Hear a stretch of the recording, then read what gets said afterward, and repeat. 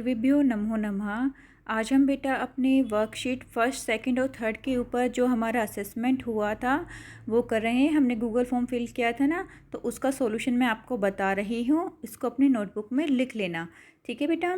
और आगे से जो आप लोगों ने पीछे गलती की है वो नहीं होनी चाहिए। फर्स्ट में आपका नाम होता है, क्लास एंड रोल नंबर, उसके बाद आपके टीचर्स का नेम जो आपको संस्कृत पढ़ाती है, और उसके बाद स्कूल का नाम। इतना आप करोगे। फिर उसके बाद आपका था बेटा स्कूल आईडी। यहाँ पे आप स्कूल आईडी लिखोगे। स्कूल आईडी लिखने के बाद आपको श्लोक अन्वय करना था। ये श्लोक दिया हुआ था, उसका अन्वय करना था।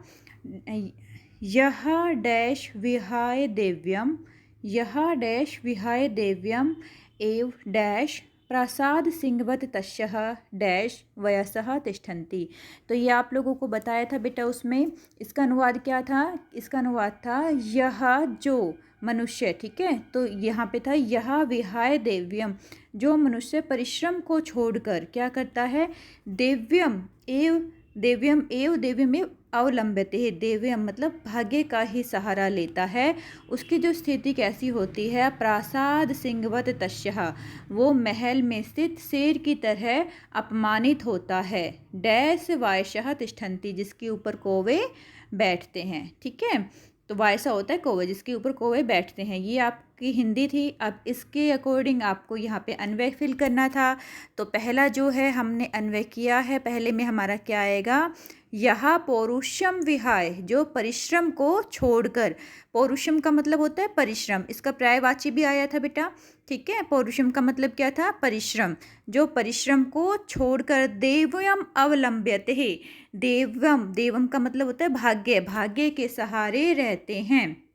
यहाँ पे सेकंड में आपको क्या करना था? अवलंबते, भाग्य के सहारे रहते हैं। उनका क्या हो जाता है? जो भाग्य के सहारे लेते हैं वो कैसे लगते हैं कि महल में स्थित किसकी तरह है? महल में स्थित शेर की तरह अपमानित होते हैं। तो यहाँ पे हमारा क्या आ जाता बेटा? तस्यः था। तस्य के बाद हमारा फिलप्स था, तो इस फिलप्स में हम क्या लगाएंगे? मूर्धन्यः लगा देंगे, ठीक है। मूर्धन्यः वायसा तिष्ठन्ति। देख लीजिए दोबारा से। यहाँ पे देखो बेटा, थर्ड में हम क्या लगा देंगे? यहाँ पे थर्ड में हम लगाएंगे मूर्धन्यः। ओके, यहाँ पे आ गया होगा आपको समझ में कि यहाँ हम मूर्धन्यः लगाएंगे। आगे पूरा हो गया समझ में। या पौरुषम विहाय, जो पौरुषम को, परिश्रम को छोड़कर देव्यम एव अवलंबते है, जो देव्यम भाग्य का सहारा लेते हैं।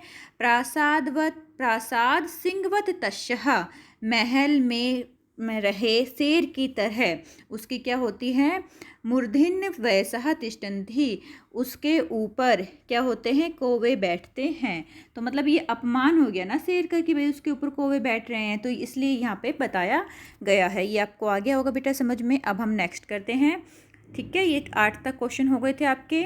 9th क्वेश्चन में फिर दोबारा से आपको अन्वय और श्लोक दिया हुआ था, वो आपको करना था। यहाँ पे था आदाव एव डैश प्रतिक्रिया चिंत्यः डैश वहीनः गृहे युक्तिम न भवति ही। तो ये भी आपको अच्छी तरह से आपने पढ़ा था। उसमें जब हमने वर्कशीट की थी उसमें पढ़ा था ना कि शुरू में ही जब विपत्तियां होती है तो उसका निवारण सोच लेना चाहिए। घर में आग लगने के बाद कुआं खोदना उचित नहीं होता है। तो अब इसको हम फिल करेंगे बेटा। पहले में क्या आ जाएगा?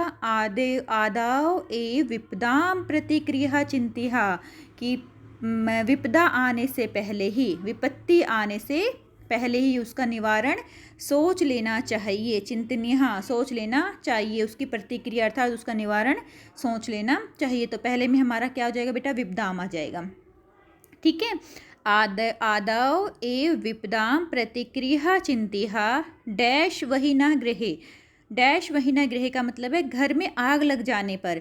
तो यहाँ पे सेकंड में क्या आ जाएगा? प्रदीप्त है, ये लिखा हुआ है बेटा, प्रदीप्त है, ठीक है। प्रदीप्त है वहीना गृहे, घर में आग लग जाने पर।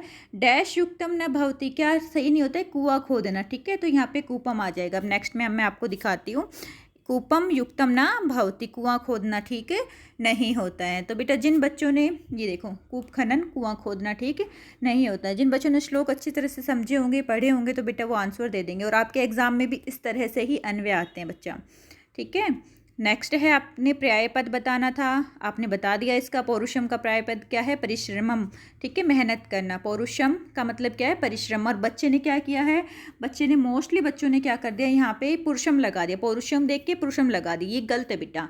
पौरुषम का मतलब होता है मेहनत करना, परिश्रम करना। ठीक है, आगे मत भूलना कभी भी इस चीज़ को। नेक्स्ट है हमारे पास देवम, इसका पर्यायवाची देवम का भाग्य हो गया, देवम भाग्यम। और महिरुहा वृक्ष होते हैं, जिसमें हमने अपने एक श्लोक पढ़ा था ना महिरुहा का, कि जो पेड़ पौधे होते हैं वो अपने पास में आने वाले सभी को क्या देते हैं? किसी को फूल देते हैं, किसी को फल देते हैं, किसी को छाया देते हैं, किसी को जड़ देते हैं, खाल देते हैं, लकड़ियाँ देते हैं। मतलब वो अपने पास आए हुए को कभी भी निराश नहीं करते हैं। ये श्लोक आपने पढ़ा था, तो यहाँ से लिया गया है महिरुहा। महिरुहा का आपने बता दिया है, इसका जो पर्याय शब्द है वो है वृक्षा। नेक्स्ट है वहिनः, वहिना का अग्नि होता है पर्याय पद, ये भी बहुत ईजी था। नेक्स्ट बेटा आपका क्वेश्चन था, तो आपको इसमें क्या करना था? पीत्वः रसम तु कुटुम्बकम मधुरम समानम। क्या आपने इस श्लोक अच्छी तरह से पढ़ा होगा, तो आपको जब झट से याद आ गया कि इसके आगे क्या था। पीत्वा रसम तु कटुकम्ब मधुरम समानम, की कड़वा रस पीकर भी मधुमक्खी क्या देती है? मीठा शहद देती है। तो यहाँ पे आ जाएगा हमारा मधुरम। ठीक है बेटा। नेक्स्ट है 17 क्वेश्चन था हमारे पास। श्रुतवः वचः मधुर सुक्त रसम सृजंति ही। जो सज्जन लोग होते हैं वो क्या करते हैं? सभी की बात सुनकर भी मीठा ही बोलते हैं। ठीक है, उनका जो शब्द होते हैं वो हमेशा दूसरों के लिए मीठा ही होते हैं। तो श्रुतवा वचः, वचनों को सुनकर, ठीक। मधुर सुक्तम रसम सृजंती, वो मधुर रस ही बोलते हैं। अर्थात वो चाहे सज्जन लोग हो चाहे दुर्जन लोग हो, उन सब की बातों को समान रूप से सुनते हैं, लेकिन हमेशा ही रस वाली वाणी ही बोलते हैं। नेक्स्ट है आपके पास गुणा गुणगुणेषु गुणा भवन्ति। गुणा गुणगेषु सप्तमी विभक्ति है।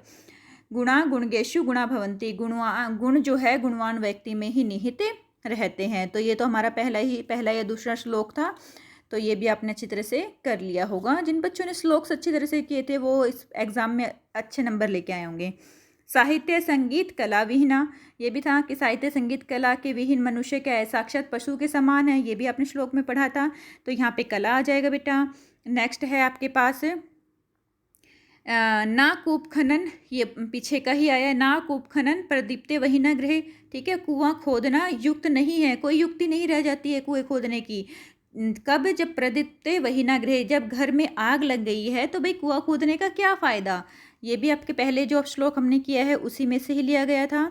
तो इजी पेपर था, कोई इतना टफ पेपर नहीं था आपका। नेक्स्ट टाइम गलतियों को मत करना बेटा। कश्यः मैत्र ही नश्यति ही, किसकी मित्रता नष्ट हो जाती है? लुब्धस्य है, लोभी की मित्रता नष्ट हो जाती है। का माधुर्यम जन्यति, कौन माधुर्य है उत्पन्न करता है? मधुमक्षी का माधुर्यम जन्यति, जो मधुमक्खी है वही क्या करती है? कड़वा रस पीकर मधुर जो रस है हमें शहद है वो प्रदान करती है। ठीक है। नेक्स्ट है आपका क्वेश्चन नंबर 23 था आपका, के मधुर सुक्त रसम सृजंति ही, तो वही मैं पीछे भी आ चुका है। तो इसमें क्या जाएगा? संतः, संत जो लोग हैं वो ही मधुर रस क्या करते हैं? बोलते हैं। अर्थात वो सबसे कड़वा भी सुनते हैं, मीठा भी सुनते हैं, लेकिन हमेशा अपनी वाणी में मधुरता ही रखते हैं, मीठा रस वाली वाणी ही बोलते हैं। नेक्स्ट है वैसिनः किम नश्यति ही, जो वैसिनः होते हैं उसका क्या नष्ट हो जाता है? तो उनका विद्याफल नष्ट हो जाता है। ठीक है बेटा। वैसिनः का मतलब जिसको गलत आदत में लग जाती है तो उसको बोलते हैं कि वैसिनः का क्या नष्ट हो जाता है? वैसिनः जो निकम्मा व्यक्ति होता है, जिसको किसी न किसी चीज़ की आदत हो जाती है, तो उसका विद्याफल, विद्या रूपी फल नष्ट हो जाता है। गुणः शब्दस्य विलोम पदम किम, गुणा का विलोम पद निर्गुणः हो जाएगा। तो आपको ये अच्छी तरह से समझ में आ गया होगा, मैं आशा करती हूँ। तो इनको अपनी नोटबुक में लिखकर अपने टीचर्स को सबमिट करवा देना। ओके बेटा, टेक केयर।